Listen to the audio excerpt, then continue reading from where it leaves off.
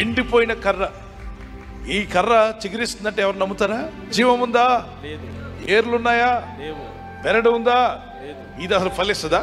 ఫలించదు. న్యాచురల్ గా there is no chance at all.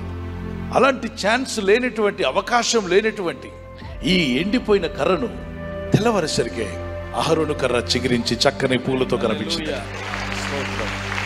అసాధ్యమైనది ఎలా అయింది? సుసాధ్యమైంది.